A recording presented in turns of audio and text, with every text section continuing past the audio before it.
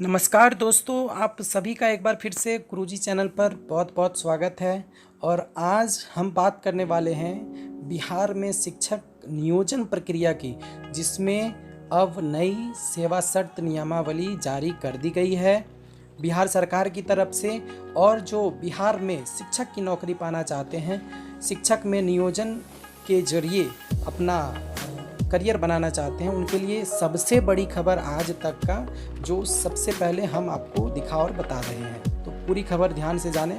प्रारंभिक शिक्षक नियोजन में अब केवल और केवल बिहार के ही लोग शामिल हो सकते हैं। जी हाँ, पहले जहां अन्य क्षेत्रों के, अन्य राज्यों के भी अभ्यर्थी शामिल हो सकते थे, अब सिर्फ बिहार के ही हो सकते हैं। तो पढ़ सकते हैं पूरी खबर को। बिहार शिक्षक नियोजन में अभ्यर्थी को बिहार का मूल निवासी होना अनिवार्य कर दिया गया है। तो इसके पहले पूरे भारत में कहीं के भी अभ्यर्थी नियोजन प्रक्रिया में शामिल हो सकते थे।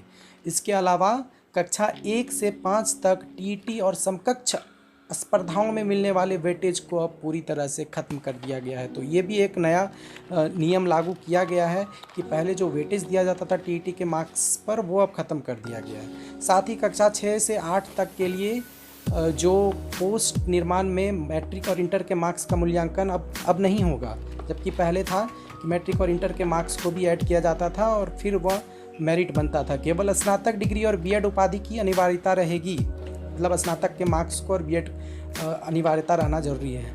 ये प्रावधान बिहार सरकार के द्वारा शहरी और ग्रामीण दोनों क्षेत्रों में विद्यालयों में शिक्षक, प्रधानाध्यापक और शिक्षा अनुदेशकों की नियुक्ति, प्रोन्नति और उनकी सेवा शर्त संबंधी नियमावली में किए गए हैं। और ये सबसे ताज़ा खबर है, आज की खबर, यानी 24 सितंबर की खबर है, अगस्त की खबर है, माफ़ कीजिएगा।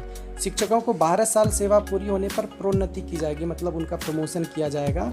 15,000 रुपये प्रति माह के वेतन के हिसाब से ईपीएफ के लिए सरकार आवश्यक अनुदान देगी, मतलब ईपीएफ में भी 15,000 के हिसाब से जो बनेगा वह सरकार देगी, उसका 12%। सेवा काल के दौरान मृत्यु होने पर आश्रित के एक वयस्क सदस्य को नौकरी भी मिल सकेगी। तो ये भी बड़ी खबर, जो कि पहले नहीं होता था, तो नई नियमावली जारी कर दी गई। और ये बहुत बड़ी खबर है नियोजित शिक्षकों के लिए और साथ ही उन अभ्यर्थियों के लिए जो नियोजित शिक्षक के थ्रू बिहार में शिक्षक बनना चाहते हैं। और अब जो आवश्यक सेवा है वह 60 साल तक की रहेगी। वेतन वृद्धि पर रोक से लेकर बर्खास्तगी तक दंड दिए जा सकते हैं। इसके पहले माध्यमिक व उच्च माध्यमिक शिक्षकों के लिए डोमिसाइल जारी करने की अधिसूचना जारी की गई थी। मतलब इसके पहले जो नोटिफिकेशन जारी किया गया था उसमें डोमिसाइल जारी करने के लिए बोला गया था जो माध्यमिक शिक्षक थे और उच्च माध्यमिक शिक्षक थे। अब देखते हैं और कि मेधा सूची में किनको फ़ायदा मिलेगा। तो पहले की ही तरह ये अभी भी नियम बरकरार है कि भूतपूर्व सैनिक की विधवा को मेधा अंक में 10 अंकों का अतिरिक्त वेटेज जो दिया जाता था वो अब भी दिया जाएगा। प्राप्त अंकों की गणना अतिरिक्त एवं ऐच्छिक विषयों के अंक को छोड़कर की जाएगी, मतलब ऑप्शनल सब्जेक्ट्स जो हैं उसके विषयों को, उसके अंक को ऐड नहीं किया जाएगा। हालांकि जहां ऐच्छिक विषय अनिवार्य विषय के रूप में हो वहां गणना की जाएगी। तो ये भी एक शर्त है कि अगर ऐच्छिक विषय, ऑप्शनल विषय अगर अनिवार्य है तो उसके अंक को भी उसमें ऐड कर लिया जाएगा। अब पहले चूँकि स्थानांतरण के लिए कोई नियम नहीं थे, तो अब थोड़े से उसके रास्ते निकाले गए हैं, उसमें बदलाव किया गया है।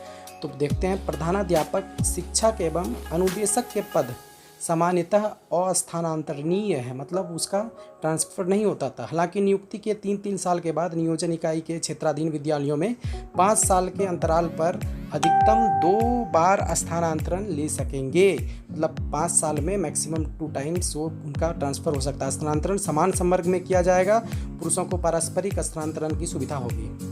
अब पहले छुट्टी की बहुत कमी रहती थी, इसकी बहुत सारी शिकायतें थी। अब ढेर सारी छुट्टियां हैं। महिलाओं को प्रत्येक माह में 2 दिन का अतिरिक्त छुट्टी का लाभ मिलेगा, अवकाश का लाभ मिलेगा।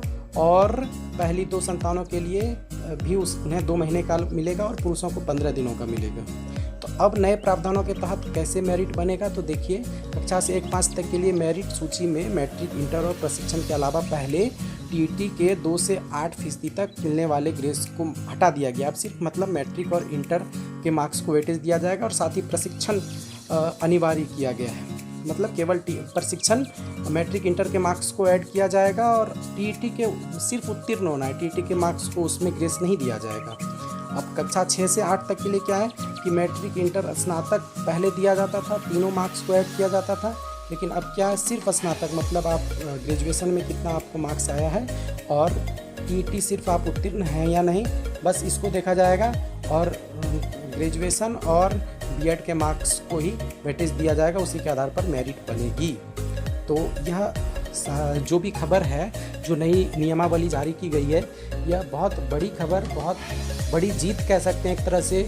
जो आए दिन धरना प्रदर्शन किया जा रहा था, तो उनके लिए एक बड़ी जीत। और ऐसे तमाम खबरों के लिए हमारे चैनल के साथ बने रहिए। हमारे चैनल को सब्सक्राइब कीजिए, लाइक कीजिए। बहुत बहुत धन्यवाद।